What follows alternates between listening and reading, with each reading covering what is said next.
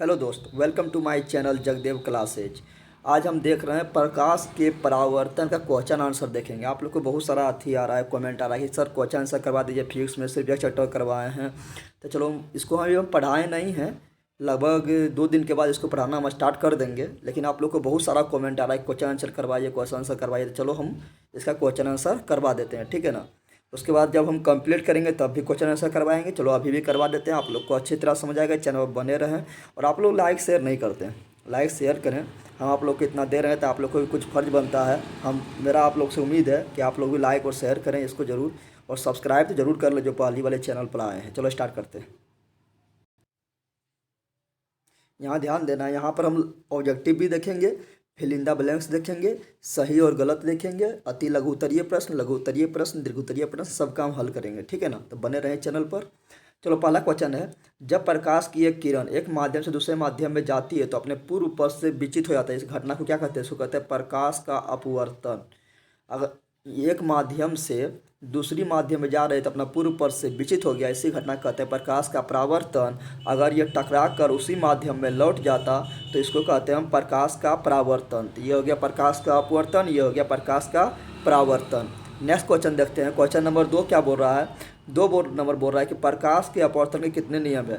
तो प्रकाश के अपवर्तन का 2 नियम है और प्रकाश के परावर्तन का भी 2 नियम है। और प्रकाश के अपवर्तन का जो दूसरा नियम है उसको बोलते हैं स्नेल का नियम।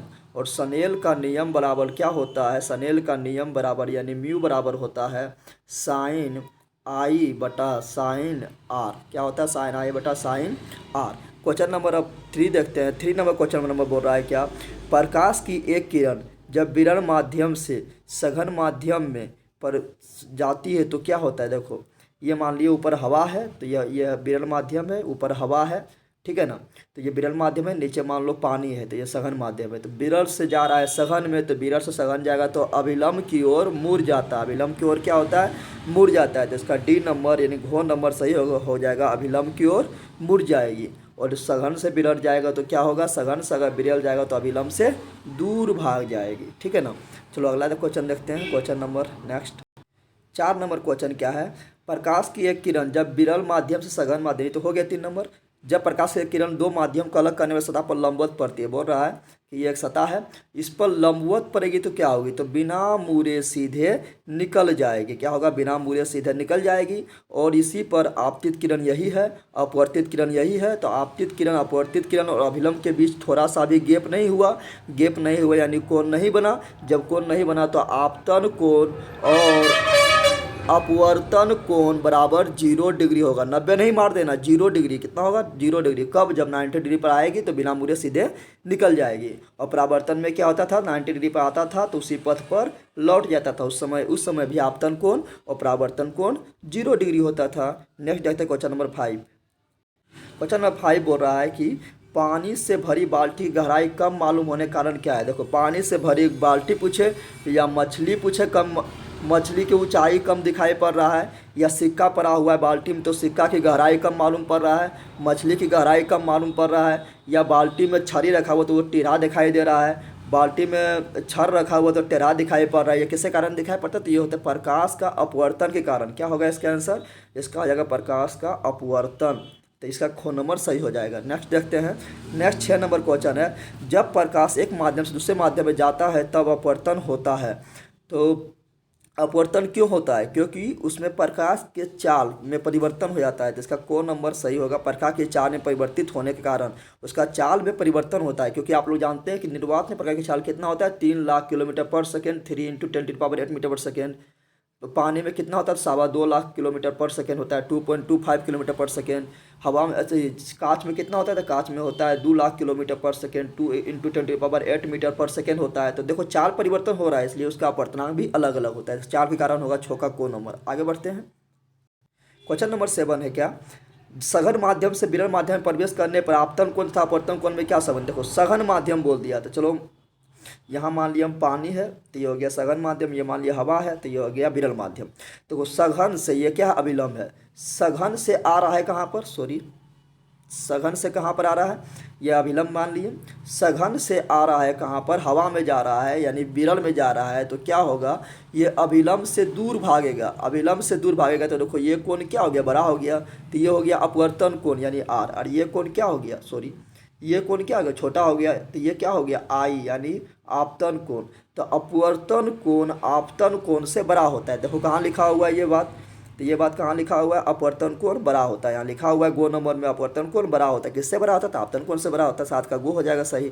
नेक्स्ट नंबर क्वेश्चन देखते हैं 8 नंबर। जब प्रकाश की किरण हवा से कांच के प्रिज्म में अपवर्तन सतह से होकर प्रवेश करता है, दूसरे अपवर्तन सतह से होकर बाहर निकलता तो मुड़ जाती है। बोरा किधर मुड़ जाती है, तो आप लोग सिंपल जानते हैं कि जब भी प्रिज्म से होकर आपतित किरण जाएगी तो वो हमेशा आधार की ओर मुड़ती है। आधार, ये नीचे क्या है, आधार है, तो देखो यहाँ गया आधार की ओर, नीचे मुड़ा, इतना झुका न, तो आधार की ओर मुड़ा, फिर देखो नीचे झुका, फिर आधार की ओर मुड़ा, तो हमेशा आधार की ओर मुड़ती है। इसका आंसर हो जाएगा क्या, इसका आंसर हो जाएगा प्रिज्म के आधार की ओर मुड़ती है। खो नंबर सही, 8 का खो। नेक्स्ट देखते हैं 9 नंबर क्वेश्चन है क्या, किसी बिंदु वस्तु से निकलकर किरण किसी लेंस से अपवर्तित होकर उस बिंदु पर मिलती है तो उसे कहते हैं।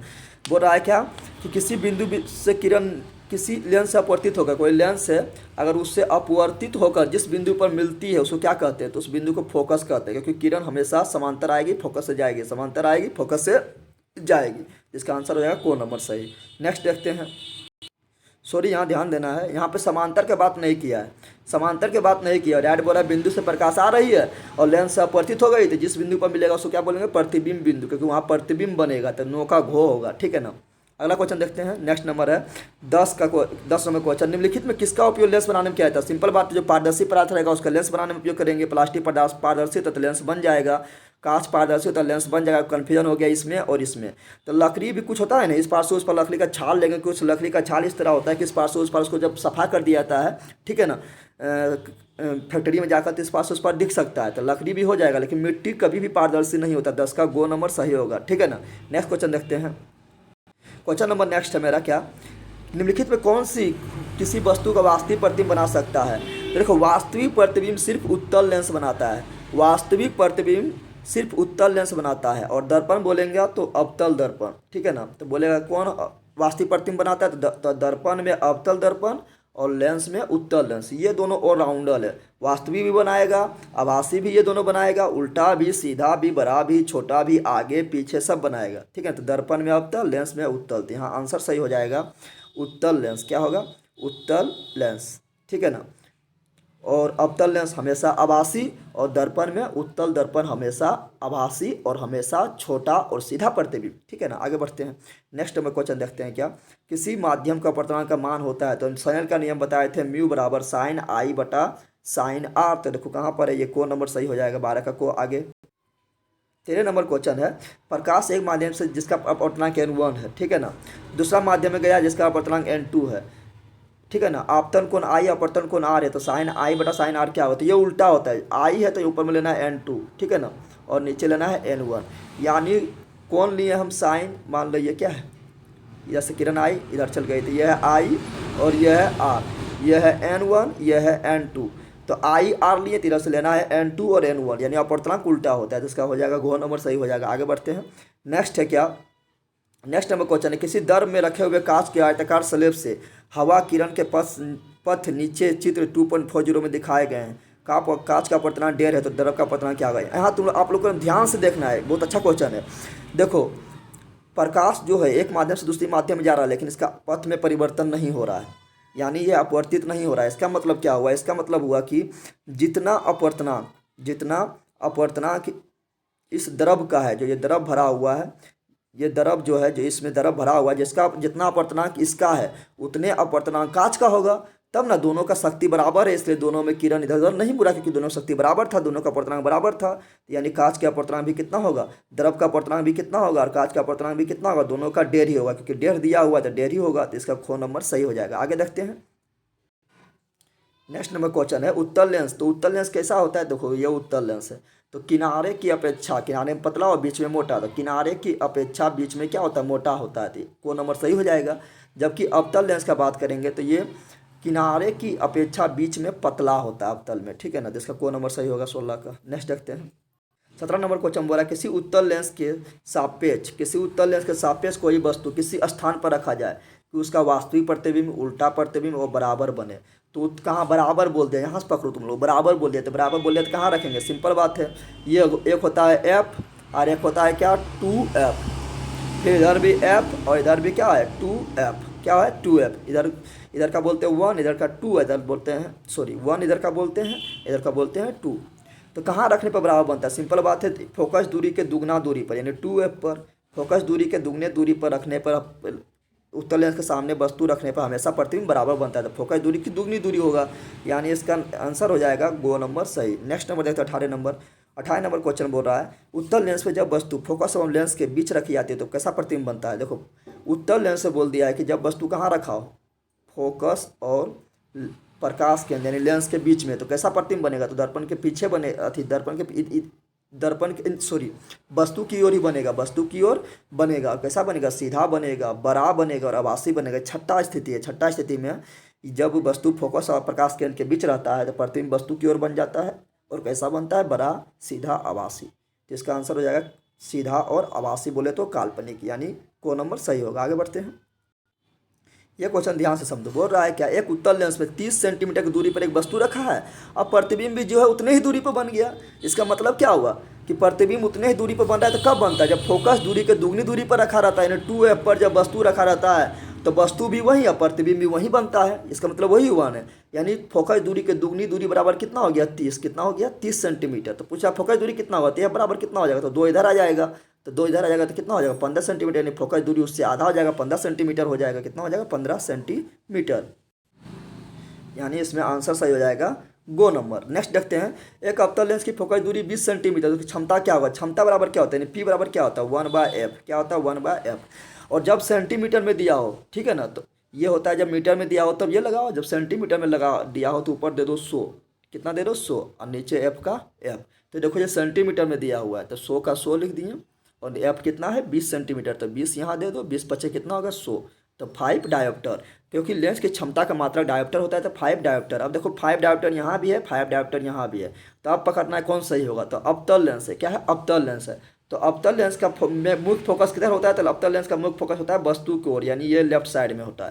तो लेफ्ट साइड में अवतल लेंस का क्या होता है माइनस होता है फोकस दूरी, तो माइनस वाला सही होगा, यानी घ नंबर सही होगा। आगे बढ़ते हैं, अगला क्वेश्चन है मेरा कि यदि किसी वस्तु उत्तल लेंस के फोकस तथा फोकस दूरी की दूनी दूरी पर हो तो प्रतिबिंब होगा। बोल रहा कि यदि किसी वस्तु है उत्तल लेंस के फोकस तथा फोकस दूरी के दूनी दूरी के बीच में हो, यह उत्तल लेंस है, यहाँ मान लीजिए फोकस है, यहाँ फोकस की दुगनी दूरी यानी 2f है, इसके बीच में वस्तु रखा है, तो प्रतिबिंब कहाँ बनेगा, सिंपल बात है, प्रतिबिंब कहाँ बनेगा, तो प्रतिबिंब इधर बनेगा f, और यहाँ पर मान लेते हैं 2f है, ये हो जाएगा 2, इधर हो जाएगा f1 f2, f1 वाला f2 वाला, इधर होता है अनंत। तो कहाँ बनता है, आप लोग जानते हैं कि जब वस्तु 2f थी फोकस दूरी की दुगनी दूरी और फोकस के बीच होता है तो प्रतिबिंब कहाँ बनता है, प्रतिबिंब बनता है अनंत और 2f के बीच, यानी 2f2 के बीच, यानी यहाँ बनेगा। तो अनंत और 2f2 के बीच बनेगा, कैसा बनेगा, तो प्रतिबिंब बनेगा कैसा, प्रतिबिंब बनेगा बड़ा बनेगा और सीधा बने, बड़ा, उल्टा और वास्तविक,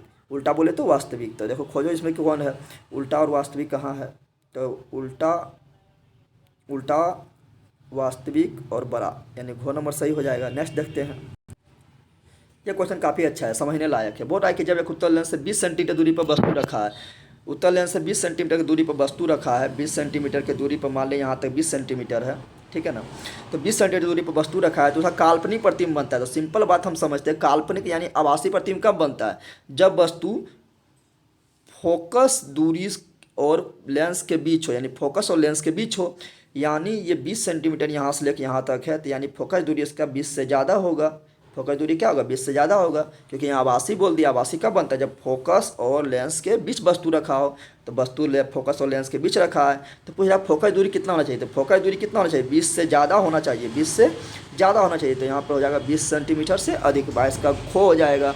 नेक्स्ट नंबर देखते हैं, है किसी लेंस द्वारा केवल काल्पनिक प्रतिबिंब बनता है, तो केवल काल्पनिक प्रतिबिंब बनता है अवतल लेंस द्वारा, ठीक है ना। लेंस में अवतल और दर्पण में बोले तो दर्पण में हो जाएगा कौन, उत्तल, कौन हो जाएगा उत्तल दर्पण। तो दर्पण में उत्तल दर्पण और समतल दर्पण और लेंस में अवतल लेंस में हमेशा हमेशा काल्पनिक यानी आभासी यानी सीधा प्रतिबिंब बनता है। क्वेश्चन नंबर नेक्स्ट देखते हैं। नेक्स्ट क्वेश्चन है, एक लेंस की क्षमता +5D है। देखो पहले प्लस है, तो प्लस किसका क्षमता होता है, तो हम जानते हैं कि अवतल लेंस में किधर होता है फोकस, तो इधर होता है, मुख्य फोकस इधर होता है इसलिए ये माइनस हो गया। उत्तल लेंस में मुख्य फोकस किधर होता है, तो ये साइड होता है इसलिए ये प्लस हो गया। तो ये प्लस में दिया हुआ यानी उत्तल लेंस होगा। सबसे पहले तो इतना समझ आ गया, तो उत्तल लेंस कहाँ पर है, तो उत्तल लेंस एक यहाँ पर है और एक उत्तल लेंस और एक यहाँ है। अब देखना है यह होगा 5 सेंटीमीटर वाला फोकस दूरी की 20 सेंटीमीटर वाला, ये देखना है। तो P बराबर हम लोग जानते हैं क्या होता है, P बराबर होता है 1/f। क्या होता है 1/f। तो देखो यहाँ पर P का मान दिया हुआ, क्षमता दिया हुआ है, तो P यहाँ पर हम लिख देते हैं 5, ठीक है ना, और 1 का 1 और F का F, ठीक है। अब देखो F को अगर हम इधर भेजते हैं, F को अगर हम इधर भेज देते हैं तो F बराबर कितना हो जाएगा 1/5 और ये हमेशा होता है मीटर में। तो सेंटीमीटर में बोलेंगे तो 100 से कितना देंगे, भाग देंगे, 100 से भाग देंगे तो 100 पलट के ऊपर जाएगा, तो 5 से 100 काट देंगे कितना होगा 20 सेंटीमीटर। कितना हो जाएगा 20 सेंटीमीटर, यानी घ नंबर सही होगा। नेक्स्ट क्वेश्चन देखते हैं। नेक्स्ट क्वेश्चन क्या बोल रहा है, किसी उत्तल लेंस की फोकस दूरी 25 सेंटीमीटर, उसका क्षमता क्या होगा। बोल रहा उत्तल लेंस से इसकी फोकस दूरी प्लस में होगा और क्षमता भी इसका प्लस में होगा, लेकिन यहाँ प्लस माइनस नहीं दिया है तो कोई दिक्कत नहीं है। 25 सेंटीमीटर है, तो हम बताए थे P बराबर, अभी बताए थे क्षमता बराबर 1/f। क्या बताए थे 1/f। जब सेंटीमीटर में दिया हो तो ऊपर क्या लिखते हैं, ऊपर लिखते हैं 100। जब मीटर में दिया हो तो डायरेक्ट 1/f, और जब सेंटीमीटर में दिया हो तो ऊपर एक के जगह पर आ जाएगा 100 और f कितना है 25, तो 25 लिख देंगे। 25 का कितना हो जाएगा 100 हो जाएगा, यानी 4 आ गया आंसर। तो 4 कहाँ पर है, यहाँ पर। तो 4 डायोप्टर, क्योंकि लेंस की क्षमता की मात्रक डायोप्टर होता है। अगला क्वेश्चन देखते हैं। अगला क्वेश्चन बोल रहा है, एक गोलीय दर्पण और एक पतले लेंस में से प्रत्येक की फोकस दूरी +25 सेंटीमीटर। ध्यान दो, एक दर्पण है और एक लेंस है, दोनों का प्लस है। तो देखो यहाँ पर दर्पण में किसका प्लस होता है, दर्पण में उत्तल लेंस का प्लस होता है, क्योंकि उत्तल लेंस से मुख्य फोकस किधर होता है, ये साइड होता है, तो इधर प्लस और इधर माइनस। और लेंस में और दर्पण में भी क्या होता है, उत्तल दर्पण में फोकस किधर होता है, ये साइड होता है, तो ये साइड क्या होता है प्लस और ये साइड क्या होता है माइनस। तो हम देख रहे हैं उत्तल दर्पण में फोकस दूरी प्लस में और यहाँ प्लस में दिया हुआ है। उत्तल लेंस में इधर होता है प्लस में, तो प्लस में यहाँ दिया हुआ है, तो यानी दोनों क्या है उत्तल दर्पण, क्योंकि उत्तल दर्पण का ही फोकस दूरी प्लस होता है और उत्तल लेंस का ही फोकस दूरी प्लस होता है, क्योंकि उत्तल लेंस से फोकस दूरी इधर होता है और उत्तल दर्पण में फोकस दूरी ये साइड होता है, ठीक है ना। समझो यहाँ आसानी से तुम लोग। उत्तल दर्पण में फोकस दूरी किधर, इधर होता है प्लस, उत्तल दर्पण में फोकस दूरी किधर होता है, ये साइड होता है। उत्तल लेंस से फोकस दूरी किधर होता है, इधर होता है और इधर होता है प्लस। तो देखो उत्तल लेंस में प्लस और उत्तल दर्पण में प्लस, तो दोनों उत्तल दर्पण होगा। क्या होगा उत्तल दर्पण, तो दोनों ही उत्तल दर्पण। यही अवतल दर्पण रहता तो क्या होता माइनस हो जाता, उसका फोकस दूरी क्या होता माइनस। अवतल दर्पण अगर होता तो यह फोकस दूरी क्या होता है, इसका माइनस होता है, क्योंकि अवतल दर्पण में फोकस दूरी इधर होता है तो माइनस, और अवतल लेंस में फोकस मेन मुख्य फोकस किधर होता है, तो इस साइड होता है तो माइनस, ठीक है ना। तो सिर्फ यही समानता है, बाकी बात सब उल्टा है। अवतल दर्पण का फोकस दूरी माइनस, उत्तल दर्पण और उत्तल लेंस की फोकस दूरी प्लस, सिर्फ यही समानता है, बाकी सब कुछ उल्टा है। आगे बढ़ते हैं। अगला क्वेश्चन बोला, किसी शब्दकोश के छोटे छोटे अक्षरों को पढ़ने के लिए कौन सा उपयुक्त होगा, तो बताओ। तो छोटा छोटा अक्षर हमको पढ़ना है, तो सिंपल बात है, जिसमें बड़ा प्रतिबिंब बनेगा वही लेंस हमको लेना है। तो बताओ कौन लेंस से बड़ा प्रतिबिंब बनता है, तो उत्तल लेंस में बड़ा प्रतिबिंब बनता है, क्योंकि आप लोग उत्तल लेंस से पढ़े हैं कि छोटा प्रतिबिंब बनता है, और जब फोकस और लेंस के बीच होता है, प्रकाश केंद्र के बीच वस्तु होता है, तो बड़ा प्रतिबिंब बनता है, सीधा बनता है और आभासी बनता है, तो उत्तल लेंस हम लेंगे। और नज़दीक में उसको किताब को नज़दीक में रखेंगे तो उसका फोकस दूरी नज़दीक वाला होना चाहिए। तो कौन होगा, देखते हैं।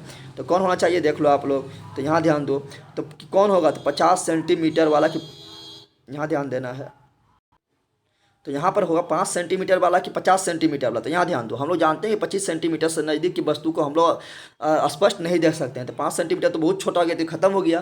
तो क्या होगा, उत्तल लेंस होगा 50 सेंटीमीटर वाला, को नंबर सही हो जाएगा। अगला देखते हैं। अगला क्वेश्चन मेरा है क्या, अगला क्वेश्चन 28 नंबर। एक गोलीय दर्पण था एक पतले लेंस, दोनों ही माइनस में है। देखो ये बता दिए, फोकस दूरी क्या है माइनस में, तो ये थोड़े बताए थे माइनस में किसका होता है, तो दर्पण में अवतल दर्पण, क्यों, क्योंकि इधर होता है माइनस, इधर होता है प्लस, तो अवतल दर्पण का फोकस दूरी किधर, अवतल दर्पण का फोकस किधर होता है, इधर होता है, इसलिए माइनस हो गया। और लेंस में भी इधर होता है प्लस, इधर होता है माइनस, इधर होता है माइनस, इधर क्या होता है माइनस। तो अवतल लेंस का मुख्य फोकस किधर होता है, ये साइड होता है, ये साइड होता है, इसलिए ये हो गया माइनस। तो अवतल दर्पण अवतल लेंस दोनों का फोकस दूरी माइनस होगा, ठीक है ना। तो दोनों हो जाएगा अवतल, यानी को नंबर सही हो जाएगा। अब प्लस होता तो दोनों हो जाता उत्तल। आगे बढ़ते हैं नेक्स्ट क्वेश्चन की ओर।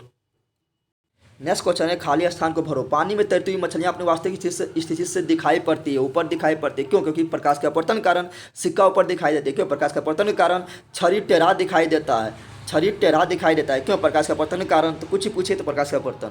नेक्स्ट आगे बढ़ते हैं। अगला क्वेश्चन मेरा है में प्रकाश की चाल सबसे अधिक होती है। किसमें प्रकाश की चाल सबसे अधिक होती है? तो निर्वात में प्रकाश के साथ सबसे अधिक होती है। निर्वात बोले तो जहाँ कुछ भी नहीं है, वायु भी नहीं है, बिना एकदम शून्य है, उसको बोलते हैं निर्वात। निर्वात में कितना होता है? 3 × 10⁸ मीटर पर सेकेंड। और कांच में कितना होता है? 2 × 10⁸ मीटर पर सेकेंड। और जल में कितना होता है? 2.25 × 10⁸ मीटर पर सेकेंड। याद रखना, ठीक है ना। आगे बढ़ते हैं। यहाँ ध्यान दो, क्वेश्चन नंबर 3 क्या बोल रहा है? जब प्रकाश की किरण कांच से वायु में, कांच तो ये मान लिया मेरा है कांच। तो कांच क्या है? सघन माध्यम। ये हो गया सघन माध्यम। इधर मान लिया हवा है तो विरल माध्यम। अब यहाँ अभिलंब डालते हैं तो कांच से कहाँ जा रहा है? कांच हो गया सघन माध्यम। अभी सघन माध्यम में, अब जाएगा कहाँ? हवा में। यानी विरल माध्यम में तो अभिलंब से दूर भागेगा। हम लोग जानते हैं तो अभिलंब से क्या होगा? दूर भाग जाएगा। क्या होगा? अभिलंब से दूर भागेगा। तो यहाँ लिखना है तो वह अभिलंब से दूर हटती है। ठीक है। अगला नंबर क्वेश्चन नंबर 4 क्या है? क्वेश्चन नंबर 4 है मेरा कि जब प्रकाश की किरण सघन माध्यम से विरल में माध्यम में जाती है तो अपवर्तन कोण आपतन कोण से होता है। देखो यहाँ पर अभी हम बताए थे, ये मान लो कांच है, ठीक है। क्या है? ये हो गया मेरा कांच, ठीक है ना। और कांच से कहाँ? ये हो गया अभिलंब। कांच से कहाँ जा रहा है? ये जा रहा है हवा में, यानी विरल माध्यम में। तो क्या होगा? ये अभिलंब से दूर भागेगा। तो ये हो गया आपतन कोण I और ये हो गया अपवर्तन कोण R। तो ये R यानी अपवर्तन कोण बड़ा हो गया और आपतन कोण छोटा हो गया। तो यहाँ बोल रहा अपवर्तन कोण आपतन कोण, यानी अपवर्तन कोण आपतन कोण से बड़ा होता है। तो यहाँ बड़ा होता है लिखना है। नेक्स्ट देखते हैं। नेक्स्ट क्वेश्चन है जब आपतन कोण 0 डिग्री तो अपवर्तन कोण कितना? तो 0 डिग्री, यानी I 0 तो R भी 0।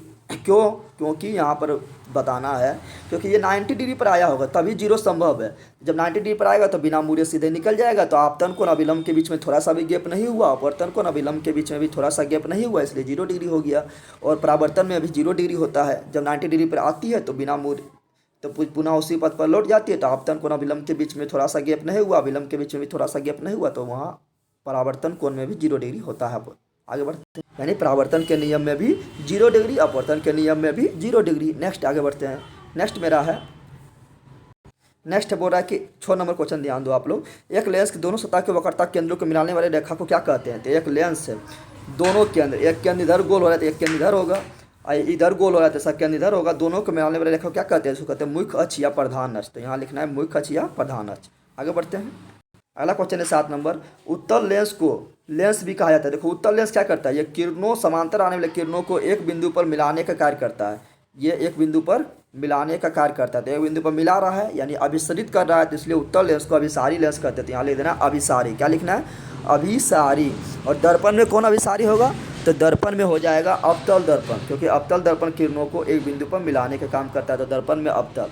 और अपसारी लेंस कौन होगा? तो अपसारी लेंस हो जाएगा उत्तल लेंस, क्योंकि ये किरणों को फैलाने का काम करता है। और दर्पण में कौन हो जाएगा? दर्पण में हो जाएगा उत्तल, क्योंकि दर्पण में उत्तल दर्पण किरणों को फैलाने का काम करता है। ठीक है ना। आगे बढ़ते हैं। अगला क्वेश्चन नंबर है 8।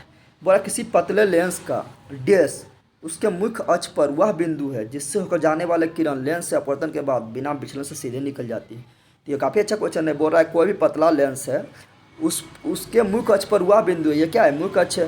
तो उसके मुख्य अक्ष पर वह बिंदु जिससे होकर जाने वाला किरण जो है बिना मुड़े सीधे निकल जाएगी। तो वो देखो यहाँ से जाने पर बिना मुड़े सीधे निकल जाती है। इसको बोलते हैं प्रकाश केंद्र। यानी जब भी किरण प्रकाश केंद्र से होकर जाएगी, प्रकाश केंद्र से होकर जाएगी तो बिना अपवर्तन के यानी बिना मुड़े वो क्या होगी? सीधे निकल जाएगी। क्या होगी? सीधे निकल जाएगी। तो होगा प्रकाश केंद्र। यहाँ आंसर क्या होगा? तो यहाँ लिखना है प्रकाश केंद्र। ठीक है ना। अगला 9 नंबर। 9 नंबर क्या बोल रहा है कि एफ फोकस दूरी के उत्तल लेंस द्वारा किसी वस्तु का वास्तविक, उल्टा तथा वस्तु के बराबर आकार का प्रतिबिंब, बराबर बोल दिया, प्रतिबिंब बने तो वह वस्तु उत्तल लेंस से दूरी पर रखा होता है। तो उत्तल लेंस से फोकस की दुगनी दूरी, यहाँ क्या लिखना है? क्योंकि बराबर कब बनता है? बराबर तभी बनता है जब फोकस से दुगनी दूरी पर वस्तु रखा हो। दर्पण लेंस से बोलते हैं फोकस से दुगनी दूरी, और दर्पण में बोलते हुआ करता केंद्र उसी को। ठीक है ना। तो यहाँ हो जाएगा फर्स्ट लेंस से फोकस दूरी की दुगनी दूरी पर रखी हुई हो। नेक्स्ट क्वेश्चन देखते हैं। नेक्स्ट क्वेश्चन है 10 नंबर। बोल रहा है एक उत्तल लेंस की फोकस पर रखा प्रदीप्त विद्युत बल्ब किरण पुंज देगा। तो बोल रहा है कहाँ पर रखा हुआ है? यहाँ ध्यान दो। बोल रहा है एक उत्तल लेंस के फोकस पर रखा हुआ है। तो देखो सिंपल सी बात है, आप लोग जानते हैं कि जब वस्तु फोकस पर रखा रहता है तो उसका प्रतिबिंब कहाँ बनता है? अनंत पर, यानी वो समांतर हो जाता है। क्या हो जाता है? वो क्या हो जाता है? समांतर हो जाता है। यानी वो अनंत में चल जाएगा। यानी कैसा किरण पुंज देगा, तो समांतर किरण पुंज देगा। दर्पण में आप लोग को पढ़ाए थे कि जब फोकस पर रखा हुआ बस तो प्रतिबिंब कहाँ बनता है, अनंत बनता है। क्यों बनता है, क्योंकि किरण समांतर हो जाता है, ठीक है ना। तो यहाँ पर हो जाएगा समांतर किरण पुंज देगा, 10 का हो जाएगा समांतर, यहाँ लिखना है। नेक्स्ट 11 नंबर क्या बोल रहा है, यहाँ ध्यान दो। लेंस समांतर किरण पुंज को अपने फोकस पर अभिषेक करता है। देखिए यहाँ पर बोल रहा लेंस समांतर किरण पुंज को अपने फोकस पर अभिसरित करता है। कौन लेंस जो है जो समांतर किरण पुंज को अपने फोकस पर अभिसरित करता है, तो उत्तल लेंस। उत्तल लेंस के समांतर आएगा तो फोकस पर जाएगा, समांतर आएगा फोकस से जाएगा, समांतर आएगा फोकस से जाएगा, समांतर आएगा फोकस से जाएगा। तो कौन सा लेंस है, तो हो जाएगा उत्तल लेंस। तो यहाँ क्या लिखना, उत्तल लेंस, इसलिए उत्तल लेंस को अभिसारी लेंस कहते हैं। अगला क्वेश्चन क्या है, अगला है मेरा, लेंस समांतर प्रकाश किरण को अपसरित, अपसरित मतलब फैला देता है। तो कौन फैला देता है, देखो तो वो फैलाने वाला जो है वो है अवतल लेंस। क्या है, अवतल लेंस। अवतल लेंस से आएगा तो समांतर आएगा फैल जाएगा, समांतर आएगा फैल जाएगा, समांतर आएगा फैल जाएगा, समांतर आएगा फैल जाएगा। तो अपसरित करता है यानी फैलाता है, तो यहाँ हो जाएगा अवतल लेंस फैलाता है। 13 नंबर 12 का हो जाएगा अवतल। यहाँ 13 नंबर देखते हैं, अगला बोल रहा है कि 13 नंबर, उत्तल लेंस द्वारा काल्पनिक प्रतिबिंब तब बनता है जब वस्तु फोकस दूरी से कम दूरी पर रख लो। दर्पण में हम पढ़ाए थे काल्पनिक प्रतिबिंब अवतल दर्पण में कब बनता है, तो बताए थे तुम लोग को कि काल्पनिक प्रतिबिंब कब बनता है, उत्तल लेंस में कब बनेगा, जब यहाँ फोकस है तो फोकस के से कम दूरी पर यानी फोकस से इधर वस्तु को रख देंगे तो काल्पनिक प्रतिबिंब बनेगा और बड़ा बनेगा, सीधा बनेगा। और इस तरह होता था दर्पण में, किस में होता था, तो इस तरह अवतल दर्पण में होता था। जब फोकस दूरी से कम दूरी पर रखते थे तो काल्पनिक बनता था, सीधा बनता था और वस्तु से बड़ा बनता था। तो यहाँ का फोकस से कम दूरी थी, यहाँ फोकस से कम दूरी। अगला क्वेश्चन देखते हैं 14 नंबर। 14 नंबर क्या बोल रहा है, किसी लेंस की उसकी फोकस दूरी के व्युत्क्रम से मापी जाती है। किसी लेंस की क्षमता, यहाँ क्या होगा, क्षमता, किसी लेंस की क्षमता यानी पी उसके फोकस के व्युत्क्रम, व्युत्क्रम बोले तो उल्टा आता, देखो फोकस को कर दिया उल्टा है, नीचे कर दिया तो उल्टा हो गया ना, व्युत्क्रम से मापी जाती है। यानी पी बराबर 1/f, एफ नीचे आ गया यानी उल्टा हो गया, तो क्षमता यहाँ भरना है। नेक्स्ट बोल रहा है क्वेश्चन नंबर 15, किसी लेंस की क्षमता का सही मात्रा क्या है, डायोप्टर। क्या होता है, जिसको डी से इंडिकेट करते हैं, तो यहाँ लिखना है डायोप्टर। क्या लिखना है, डायोप्टर, ठीक है। मीटर इनवर्स होता है, मीटर इनवर्स को बोलते हैं हम डायोप्टर, और डायोप्टर हमेशा मीटर में होता है, ठीक है ना, बताए थे। आगे बढ़ते हैं, अगला है 50 सेंटीमीटर फोकस दूरी वाले उत्तल लेंस की क्षमता कितना होगा। देखो यहाँ पर क्षमता, तो क्षमता यानी पी बराबर क्या होता है, 1/f। अब बताए थे ये कब होता है, तो ये जब फोकस दूरी मीटर में दिया हो तब लगाना है, और जब फोकस दूरी सेंटीमीटर में, यार देखो सेंटीमीटर में दिया गया है, सेंटीमीटर में दिया गया है तो लगाना है सूत्र क्या, 100/f, 100/f। तो सेंटीमीटर में दिया है तो लगा देंगे 100/f, f कितना है 50, तो 50 से 100 में भागा देंगे, कितना आएगा 2, तो 2 डायोप्टर हो गया। अब 2 प्लस में कि माइनस में, तो देखो यहाँ पर कौन लेंस है, उत्तल लेंस है, तो उत्तल लेंस के फोकस दूरी किधर होता है, इस साइड होता है फोकस, इस साइड क्या होता है, प्लस होता है, तो प्लस हो जाएगा, तो यहाँ +2D लिख देना है वहाँ पर। आगे बढ़ते हैं, अगला 17 नंबर क्वेश्चन मेरा है, -5D क्षमता वाले फोकस दूरी होगा। देखो यहाँ माइनस में है, तो माइनस में तो बता दो कौन लेंस है, बता दो, तो अवतल लेंस है। कौन लेंस है, अवतल लेंस। सिंपल बात है, क्योंकि अवतल लेंस का फोकस दूरी और क्षमता दोनों माइनस होता है, और उत्तल लेंस की फोकस दूरी और क्षमता दोनों प्लस होता है। लेंस की फोकस दूरी क्या होगी, तो देखो फोकस दूरी क्या होगी, तो क्षमता यहाँ दिया गया है, क्षमता यहाँ दिया गया है। अगर P बराबर क्या होता है, 1/f, क्या होता है 1/f, तो P का मान दिया है 5, तो P जहाँ पर लिख दिए हम 5, और 1/f का 1/f हमको निकालना है, तो f को इधर भेज दो, तो 1 बटा कितना हो जाएगा 5 से 1 में भागा देंगे तो कितना आएगा 0.2 आएगा, 0.2। तो ये आएगा मीटर में, किस में आएगा 0.2 मीटर। अगर इसको बदलना है सेंटीमीटर में तो क्या करेंगे, 100 से गुना कर देंगे तो हो जाएगा 20 सेंटीमीटर। तो यहाँ लिख देना है 20 सेंटीमीटर, या 0.2 मीटर भी लिखेंगे तब भी सही, 20 सेंटीमीटर लिखेंगे तब भी सही। आगे बढ़ते हैं, अगला देखो यहाँ 2 मीटर फोकस दूरी वाले अवतल लेंस। देखो अवतल लेंस है, उसका क्षमता पूछा है, सिंपल बात है, अवतल लेंस का क्षमता और फोकस दूरी माइनस होता है, तो यहाँ माइनस हो जाएगा, ये तो पता चल गया है। अब बोला कितना डायोप्टर होगा, तो बताया थे क्षमता पूछा, तो P बराबर होता है 1/f। क्या होता है 1/f, तो 1 देख दिए। और यहाँ ध्यान दो, यहाँ पर 100/f भी बताए थे, कब 100/f बताए थे, जब सेंटीमीटर में फोकस दूरी दिया हो, लेकिन यहाँ फोकस दूरी मीटर में दिया गया है, ठीक है। जब मीटर में दिया गया है तो यहाँ पर 100/f नहीं लगा देना है, तो लगाना है 1/f। तो f कितना है 2, तो यहाँ 2 दे दिए, 2 से 1 में भागा देंगे, कितना आएगा 0.5, कितना आएगा 0.5, और डायोप्टर हो जाएगा, तो यहाँ हो जाएगा 0.5 डायोप्टर, और माइनस में क्यों, क्योंकि अवतल लेंस है। अगला क्वेश्चन है, अगला क्वेश्चन मेरा है, किसी पारदर्शी माध्यम का अपवर्तनांक प्रकाश की निर्वात में चाल तथा उस माध्यम में चाल का क्या होता है। किसी पारदर्शी माध्यम का अपवर्तनांक, प्रकाश का निर्वात में चाल, प्रकाश का निर्वात में चाल ऊपर लिख दो, और उस माध्यम में प्रकाश की चाल यानी प्रकाश की चाल का अनुपात होता है। तो यहाँ प्रकाश की चाल का अनुपात यहाँ लिखना है, क्या लिखना है, अनुपात होता है, ठीक है। तो किसी माध्यम के निकालने से, मान लो हमको निकालना है कांच का, तो निर्वात प्रकार की चाल है 3 × 10⁸ मीटर पर सेकेंड, ऊपर लिख देंगे। और कांच का निकाल रहे हैं तो कांच के माध्यम प्रकार की चाल नीचे लिख देंगे। तो कांच में कितना होता है 2 × 10⁸ मीटर पर सेकेंड होता है। इसका निकालेंगे, काट देंगे, 10 × 10⁸ से 10⁸ खत्म, 2 से 3 काटेंगे तो 1.5 आ जाएगा। 1.5 अपवर्तनांक है किसका, कांच का आ जाएगा। तो इसी तरह तो यहाँ पर अनुपात होगा। आगे बढ़ते हैं। अब देखो अति लघुत्तरीय प्रश्न आ गया। बोल रहा है जब प्रकाश एक किरण एक माध्यम से दूसरी माध्यम में प्रवेश करता है तब प्रकाश की दिशा में परिवर्तन क्या कहते हैं, अपवर्तन कहते हैं। जब प्रकाश एक माध्यम से दूसरे माध्यम में प्रवेश कर रहा है तो उसके किरण में जो किरण क्या होता है, अपना पूर्व पथ से विचलित हो जाता है। इसको क्या कहते हैं, प्रकाश का अपवर्तन। और टकरा के लौट जाएगा तो प्रकाश के परावर्तन। तो ये हो जाएगा यहाँ प्रकाश का अपवर्तन। एक लाइन में आंसर देना है क्योंकि अति लघुत्तरीय प्रश्न है। नेक्स्ट क्वेश्चन नंबर 2, बोला जब प्रकाश की किरण विरल माध्यम से सघन माध्यम में जाती है तो अविलंब की ओर मुड़ती है या अविलंब से दूर भागती है। तभी तो बताए थे। कहाँ जा रहा है, यहाँ ध्यान दो। विरल माध्यम, मान लिया हवा है तो हवा हो गया विरल, यहाँ है पानी तो पानी हो गया सघन, तो ये हो गया अविलंब। तो देखो हवा यानी विरल माध्यम से, पानी यानी सघन माध्यम में जा रही तो किधर होगा, अविलंब की ओर मुड़ेगी। तो यहाँ लिखना है अविलंब की ओर मुड़ जाएगी, अविलंब से दूर नहीं, अविलंब की ओर मुड़ती है। ठीक है ना। नेक्स्ट क्वेश्चन नंबर 3 है। 3 नंबर क्या बोल रहा है, जब प्रकाश की किरण एक माध्यम 1 से माध्यम 2 में जाती है तब वह अविलंब से दूर मुड़ जाती है। अविलंब से क्या हो रहा है, दूर भाग रहा है। तो दोनों में से कौन माध्यम प्रकाशीय रूप से अधिक सघन है। देखो इसको बोल दिया हम यहाँ पर ऊपर वाला का माध्यम 1 और नीचे वाला का माध्यम 2। तो 1 से 2 में जा रहा है तो वह अविलंब से दूर भाग रहा है, दूर जाती है। ये अविलंब हो गया तो 1 से 2 में गया तो अविलंब से दूर भाग गया, दूर भाग गया। नीचे वाला क्या था, विरल था। नीचे वाला क्या था, विरल, तब ना दूर भाग गया।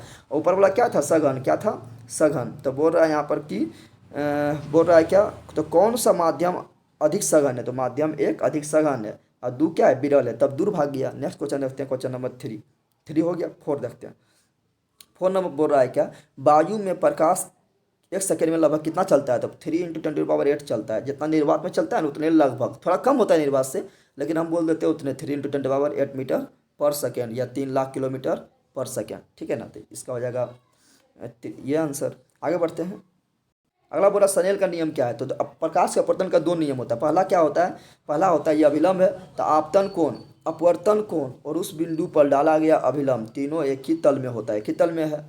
और आपतन कोण यानी साइन आई और अपवर्तन कोण यानी साइन आर का अनुपात एक नियतांक होता है, यानी म्यू होता है। म्यू बराबर लिखते हैं। इसी को क्या कहते हैं, स्नेल का नियम। यानी प्रकाश के किसी विशेष वन के लिए आपतन कोण का जिया यानी साइन आई, अपवर्तन कोण की जिया यानी साइन आर का अनुपात एक नियतांक होता है, नहीं म्यू होता है। इसी को स्नेल का नियम कहते हैं। तो लिख देना है म्यू बराबर साइन आई बटा साइन आर, क्योंकि ये कितना नंबर का है, 1 नंबर का रहेगा।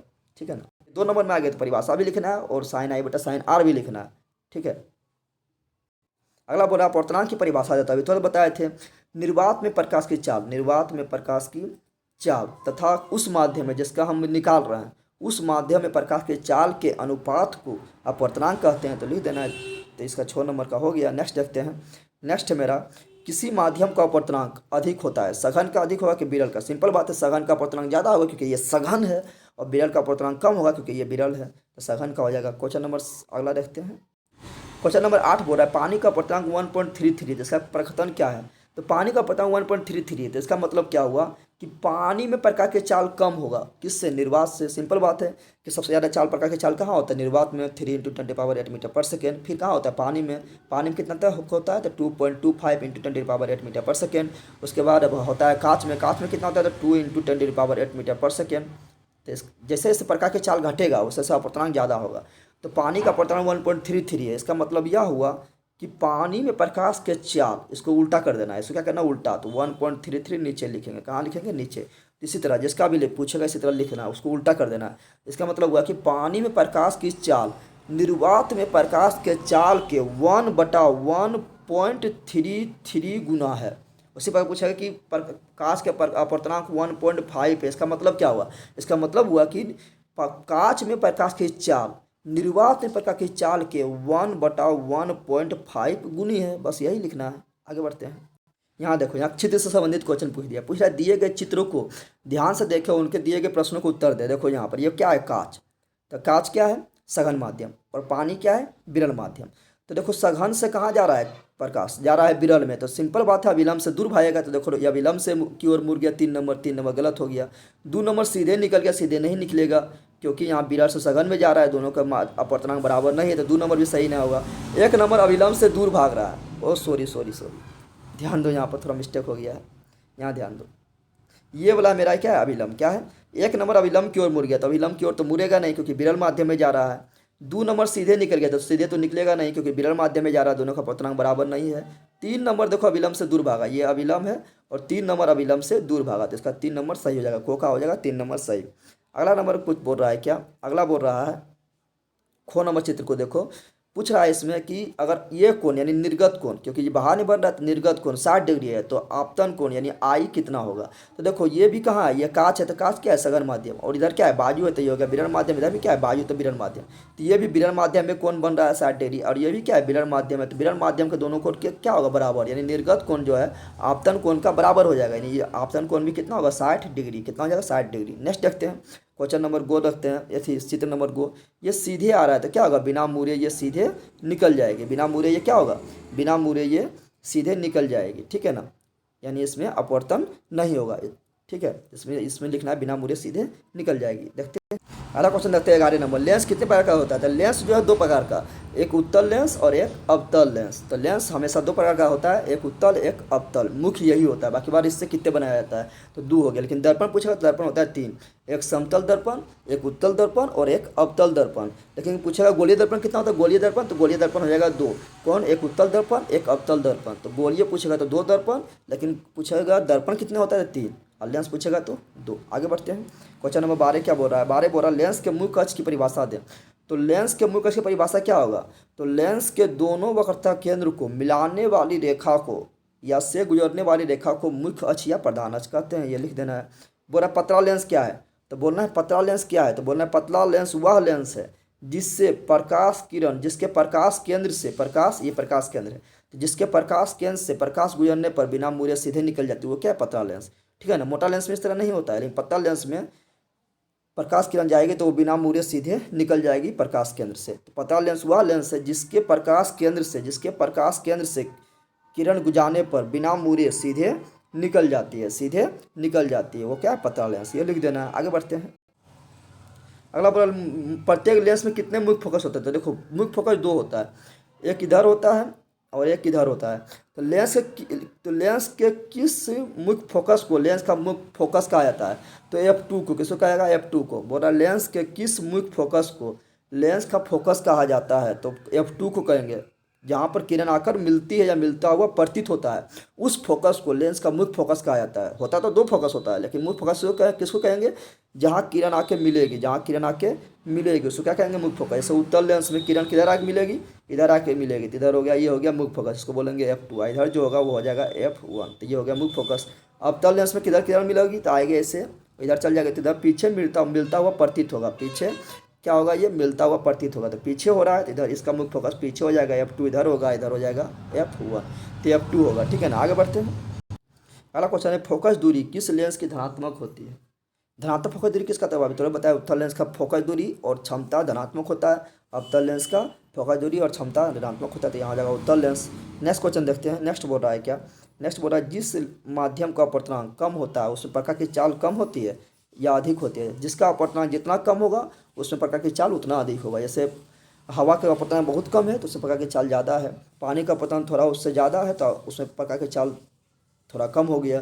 कांच का अपवर्तनांक पानी से ज़्यादा है तो कांच में प्रकाश की चाल पानी से कम हो गया, यानी जिसका अपवर्तनांक जितना कम होगा उसमें प्रकाश की चाल उतना अधिक होगा। तो आगे बढ़ते हैं, अगला क्वेश्चन है किस लेंस को अभिसारी लेंस कहते हैं, तो उत्तल लेंस हो जाएगा। क्यों, क्योंकि उत्तल लेंस समांतर आने वाली किरणों को एक बिंदु पर मिलाने का काम करती है, इसलिए उत्तल लेंस को अभिसारी लेंस कहा जाता है। अवतल लेंस को अपसारी लेंस कहा जाता है, क्यों, क्योंकि अवतल लेंस के समांतर आने वाले, अवतल लेंस के मुख से समांतर आने वाली किरणों को ये फैलाने का काम करती है, इसलिए अवतल लेंस को अपसारी लेंस कहते हैं। क्या कहते हैं, अपसारी लेंस। आगे बढ़ते हैं, अगला यदि कोई वस्तु उत्तल लेंस से बहुत ही दूर यानी अनंत पर हो तो वस्तु की प्रतिबिंब कहाँ बनेगी, तो हम दर्पण ही पर आए थे अनंत में, तो फोकस पर बनता है, कहाँ बनता है, फोकस पर। और लेंस में भी कहाँ बनेगा, फोकस पर बनेगा, तो इसका हो जाएगा फोकस पर। कैसा बनेगा, बहुत छोटा बनेगा और उल्टा बनेगा और वास्तविक बनेगा, क्योंकि वास्तविक उल्टा बोले तो वास्तविक, उल्टा मतलब वास्तविक और आभासी मतलब सीधा, इतना याद रखना। अगला बोल रहा है कौन सा लेंस वास्तविक और आभासी दोनों प्रकार का प्रतिबिंब बनाता है। तो वास्तविक और आभासी यानी वो राउंडर बोल रहा है तो उत्तल लेंस क्या होगा, उत्तल लेंस वास्तविक बनाता है, आभासी भी बनाता है। वास्तविक बोले तो उल्टा बनाता है, आभासी बोले तो सीधा बनाता है। बड़ा भी बनाता है उत्तल लेंस, छोटा भी बनाता है और बराबर भी बनाता है। दर्पण के आगे बनाता है, दर्पण के पीछे ही बना, लेंस के इधर ही बनाएगा, लेंस के इधर ही बनाएगा, यानी ठीक है ना। और दर्पण में बोलेंगे तो उत्तल दर्पण हो जाएगा। दर्पण में उत्तल दर्पण वास्तविक बनाएगा, आभासी बनाएगा, छोटा बनाएगा, बड़ा बनाएगा, बराबर बनाएगा, दर्पण के पीछे बनाएगा, दर्पण के सामने बनाएगा, सब तरह बनाएगा। तो लेंस में अवतल दर्पण सब तरह प्रतिबिंब बनाता है और दर्पण में अवतल दर्पण सभी तरह प्रतिबिंब बनाता है और लेंस में बोले तो उत्तल लेंस सभी तरह प्रतिबिंब बनाता है, ठीक है ना। तो इसका हो जाएगा उत्तल लेंस। आगे बढ़ते हैं। अगला है बोले यदि किसी लेंस द्वारा प्राप्त प्रतिबिंब वस्तु का अपेक्षा हमेशा, बोल दिया हमेशा पर ध्यान देना, हमेशा सीधा और छोटा हो तो कौन सा लेंस होगा। तो देखो अवतल लेंस में जो है ना प्रतिबिंब जो हमेशा क्या बनता है, तो हमेशा बनता है सीधा और छोटा बनता है। क्या बनता है, सीधा और छोटा, आभासी और वस्तु की ओर, तो हो जाएगा यहाँ अवतल लेंस। लेकिन अगर दर्पण का बात करेंगे तो हो जाएगा उत्तल दर्पण। क्या होगा, उत्तल दर्पण में प्रतिबिंब जो है हमेशा दर्पण के पीछे बनेगा, छोटा बनेगा, सीधा बनेगा और आभासी बनेगा, ठीक है ना। तो दर्पण में उत्तल दर्पण, लेंस में अवतल लेंस। आगे बढ़ते हैं। अगला क्वेश्चन है क्या, यदि किसी यहाँ पर उत्तल लेंस द्वारा किसी वस्तु का आवर्धित एवं आभासी बोल दिया है, कौन लेंस बोल रहा है, उत्तल लेंस।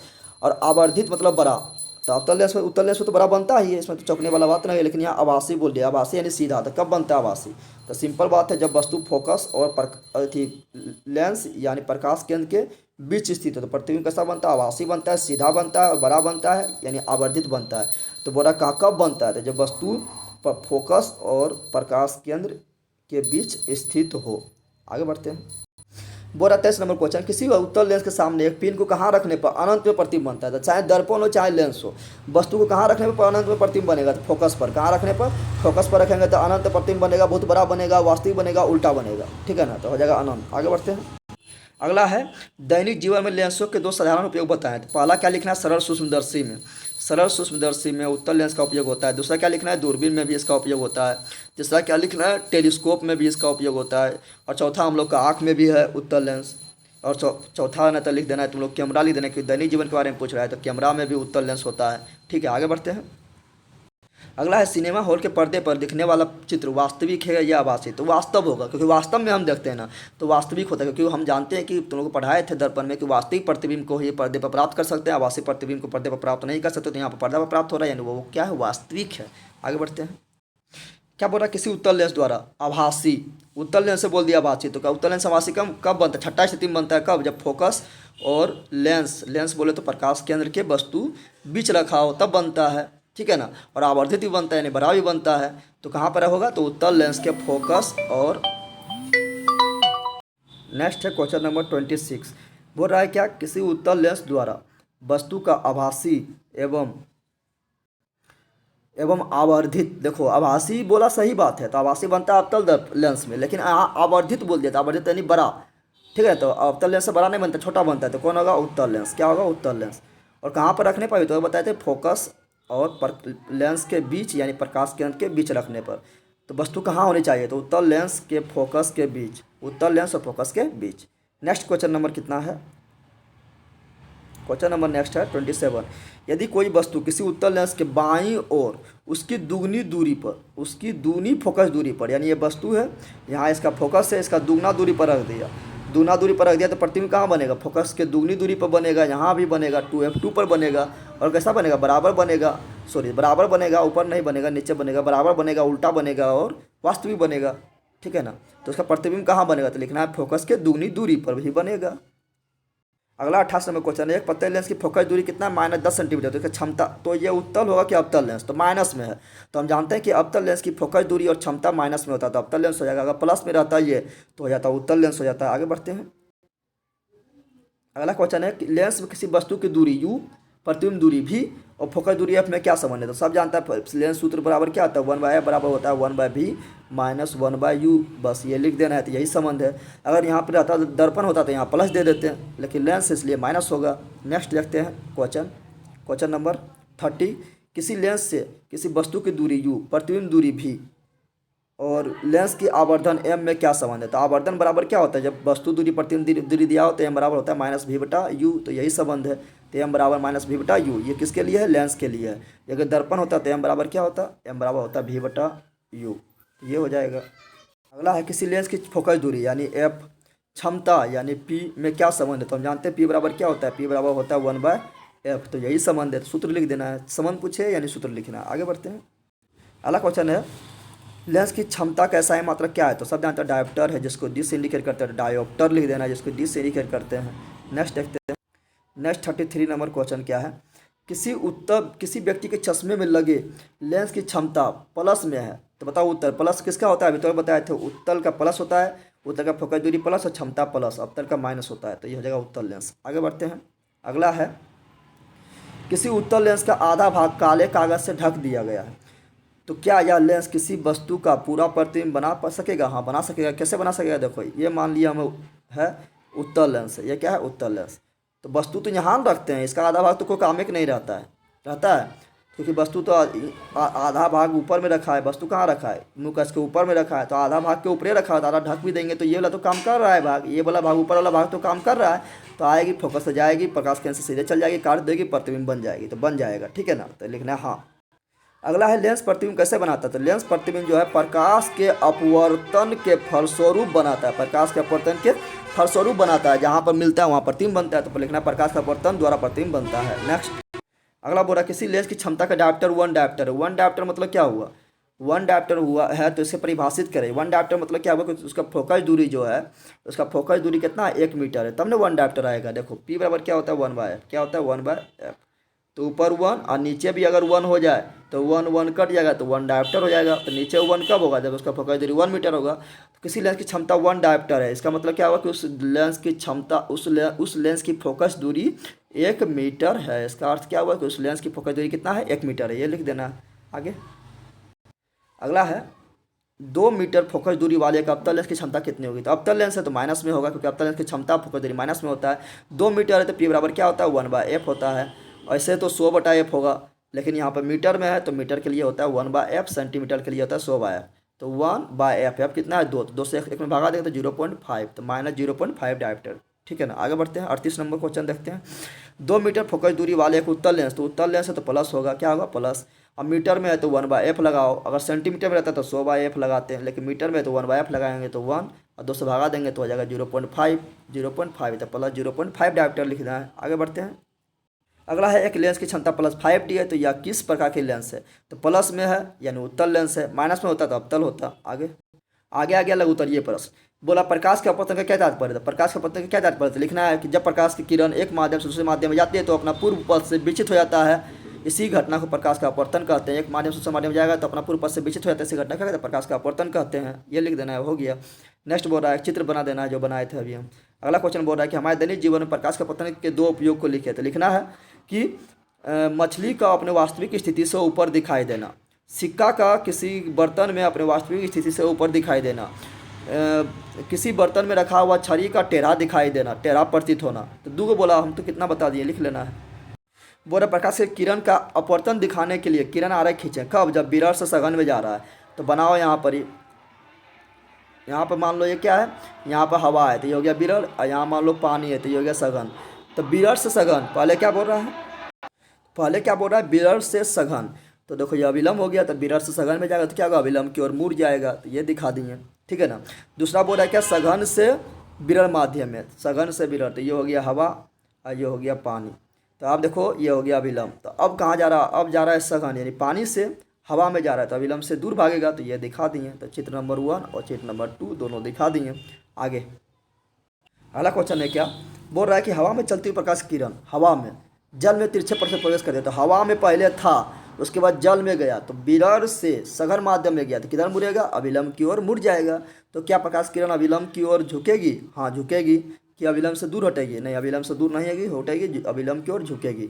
बताएं क्यों? क्योंकि हम जानते हैं कि विरल कोई प्रकाश किरण विरल माध्यम सघन माध्यम में जाती है तो अविलंब की ओर मुड़ जाती है। हवा विरल माध्यम है और प्रकाश जल सघन माध्यम है, और यहाँ पर प्रकाश विरल से सघन माध्यम में जा रही है, लिख देना है।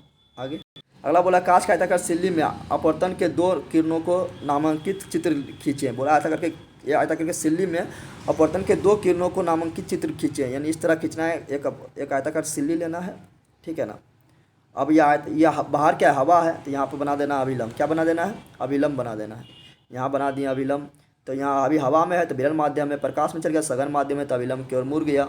अभी यह किरण कहाँ जा रहा है, अभी यह किरण जा रहा है सघन माध्यम में। कहाँ है, अभी यह किरण कहाँ है, सघन माध्यम। अब निकलेगा तो कहाँ जाएगा, विरल माध्यम में। विरल माध्यम में जाते अभिलंब से दूर भागेगा। तो यही बोल रहा था बनाने। ये हो गया आपतित किरण, ये हो गया अपवर्तित किरण, ये हो गया निर्गत किरण। तो यही बोला था बनाने, बना दिए। आगे अगला क्वेश्चन बोल रहा है, पानी में रखा हुआ सिक्का कुछ ऊपर उठा हुआ प्रतीत होता है, क्यों। तो प्रकाश का अपवर्तन के कारण। पानी में रखा हुआ मछली कुछ ऊपर दिखाई देता है अपना वास्तविक चीज, क्यों। प्रकाश का अपवर्तन के कारण। पानी में रखा हुआ छड़ी तिरछा रखा हुआ छड़ी तेरा दिखाई देता है, क्यों। प्रकाश का अपवर्तन के कारण, ठीक है ना। अगला क्वेश्चन बोल रहा है क्या, प्रकाश का अपवर्तन के नियम को लिखो। तो प्रकाश का अपवर्तन का दो नियम है। पहला नियम क्या है, पहला नियम है कि पहला नियम है आपतित किरण, अपवर्तित किरण और उस बिंदु पर डाला गया अभिलंब तीनों एक ही तल में होता है। दूसरा क्या है, स्नेल का नियम, जिसको क्या बोलते हैं, प्रकाश किसी विशेष वन के लिए आपतन कोण कीजिए यानी साइन आई, अपवर्तन कोण कीजिए यानी साइन आर, एक नियतांक होता है यानी म्यू बराबर, जिसे स्नेल का नियम कहते हैं। ये दोनों लिख देना है, हो गया। यहाँ बोल रहा है कि स्नेल का नियम को लिख रहे बताया, अभी तुरंत बताए थे म्यू बराबर साइन आई बटा साइन आर। अगर लिखना है तो इसको लिख सकता है कि आप प्रकाश के किसी विशेष वन के लिए आपतन कोण की जिया अपवर्तन कोण की जिया का अनुपात एक नियतांक होता है। ये लिख देना, हो गया। नेक्स्ट बोल रहा है, प्रकाश की एक किरण पुंज पानी पर तैरते तारपीन की परत पर आपतित होती है, यानी पानी पर तैरता हुआ तारपीन के परत पर यदि वायु, तारपीन और पानी के अपवर्तनांक क्रमशः इतना है तो समझाएं कि किरण पुंज किस प्रकार जाएगी। देखो, प्रकाश के किरण पुंज पानी पर तैरते हुए तारपीन की परत, देखो ये मान लो वायु है, क्या है, वायु है। तो वायु से जा रहा है कहाँ पर, तारपीन के तेल पर। कहाँ जा रहा है, ये हो गया तारपीन का तेल, और ये क्या हो गया, ये हो गया पानी। तो वायु है सघन माध्यम, वायु कैसा है, सघन माध्यम, सॉरी विरल माध्यम है। तो तारपीन तेल कैसा है, सघन माध्यम, तो अभिलंब की ओर मुड़ेगा। क्या मुड़ेगा, अभिलंब की ओर। और तारपीन का तेल, देखो तारपीन का तेल का अपवर्तनांक 1.47 है और पानी का अपवर्तनांक 1.3 है, यानी तारपीन का तेल सघन माध्यम हो गया पानी के तुलना में। तो ये तारपीन का तेल क्या है, यह है सघन माध्यम। अब सघन माध्यम से किसमें जा रहा है, ये पानी में जा रहा है, यानी विरल माध्यम में जा रहा है। तो किधर भागेगा, अभिलंब से दूर भागेगा। तो यही दिखाना था। किस तरह दिखाना था, इस प्रकार देखो, ये मान लिए हैं तारपीन का तेल और ये वाला है पानी, क्योंकि पानी के ऊपर तारपीन का तेल तैर रहा है। तो हवा से यहाँ आया, तारपीन का तेल में सघन माध्यम में आया, तब विलंब की ओर मुड़ गया। और तारपीन का तेल का अपवर्तनांक ज़्यादा है, यानी तारपीन का तेल क्या है, सघन माध्यम है। ये क्या है, पानी, तो पानी क्या है, विरल माध्यम, तो विलंब से दूर भाग जाएगा। दिखा देना, इस तरह हो गया।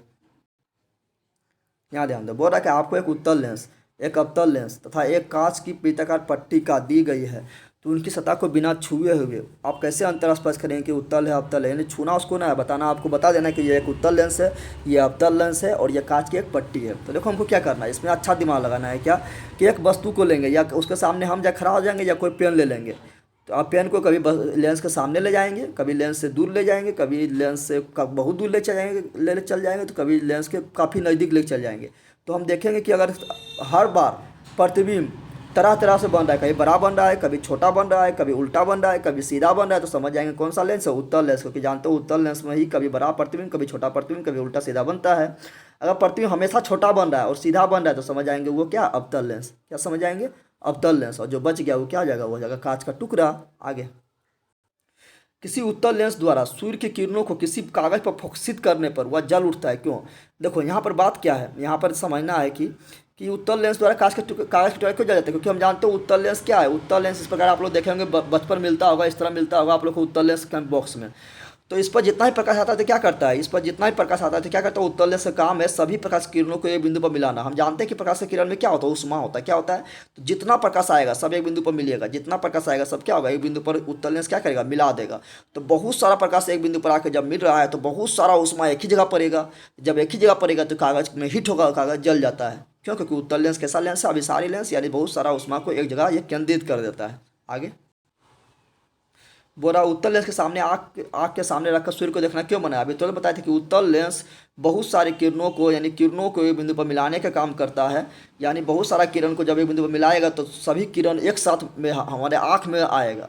जब सभी किरण एक हमारे साथ आँख में आएगा तो उष्मा क्या बढ़ जाएगा, ताप के कारण आँख खराब हो सकता है। इसलिए उत्तल लेंस को आँख के सामने नहीं रखना है, क्योंकि बहुत सारा किरण को एक बिंदु पर पड़ेगा और आँख खराब होने का डर है। आगे, बोरा किसी उत्तल लेंस से पर आपतित किरण लेंस के अक्ष के समांतर है, तो उत्तल लेंस में लेंस के अक्ष के समांतर है, तो कहाँ जाएगी? फोकस से जाएगी। कहाँ जाएगी? फोकस से जाएगी। तो किरण आरेख स्पष्ट खींचें, तो खींच दिए, समांतर आएगी, फोकस से जाएगी और अवतल लेंस में जाते हुए प्रतीत होगी। अगला है, जब वस्तु उत्तल लेंस के एफ और 2f के बीच स्थित हो तो प्रतिबिंब बनने के किरण आरेख खींचे। ये उत्तल लेंस है, इधर हो गया यहाँ पर f, तो यहाँ पर हो गया 2f, इसको बोलते हैं 1। इधर भी f और इधर हो गया 2f, इधर को बोलते हैं 2। अब इस दोनों के बीच रखा है, तो प्रतिबिंब कहाँ बनेगा? प्रतिबिंब बनेगा 2f2 और अनंत के बीच बनेगा, बड़ा बनेगा, बड़ा और सीधा उल्टा बनेगा और वास्तविक बनेगा। तो कहाँ बनेगा? 2f2 और अनंत के बीच बना लेना। ऐसे आएगा किरण, फोकस से जाएगा, यहाँ आएगा, यहाँ काटेगा तो काट रहा है यहाँ पर, यानी कहाँ बन रहा है? 2f2 अनंत के बीच बन रहा है और वास्तविक बनेगा, बड़ा बनेगा और 2f2 और अनंत के बीच बनेगा। अगला है उत्तल लेंस अवतल लेंस में अंतर प्रक्रिया। तो सिंपल बात है, उत्तल लेंस किनारे की अपेक्षा बीच में मोटा होता है, जबकि अवतल लेंस किनारे की अपेक्षा बीच में पतला होता है।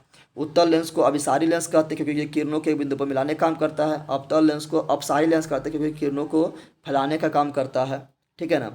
और उसको उत्तल लेंस का फोकस दूरी और क्षमता दोनों धनात्मक होता है, जबकि अवतल लेंस की फोकस दूरी और क्षमता दोनों ऋणात्मक होता है। ये लिख देना है। उत्तल लेंस सवितरा प्रतिबिंब बनाता है, अवतल लेंस हमेशा आभासी छोटा और सीधा प्रतिबिंब बनाता है। लिख देना, हो गया। हमें लगता है कि मतलब वीडियो बहुत बड़ा बन गया, तो यहीं रोकते हैं, ठीक है ना। आगे जब हम इसके चैप्टर को ख़त्म करेंगे तो आप लोग को उस समय पूरा क्वेश्चन आंसर दे देंगे। तो अब हम वीडियो को यहीं रोकते हैं, ठीक है। अब मिलते हैं नेक्स्ट वीडियो में। आप लोग शेयर करें, कमेंट करें और जो नया देख रहे हो जरूर एक बार सब्सक्राइब कर लें, ठीक है ना। मिलते हैं नेक्स्ट वीडियो में। जय हिंद, जय भारत, जय बिहार। थैंक्स।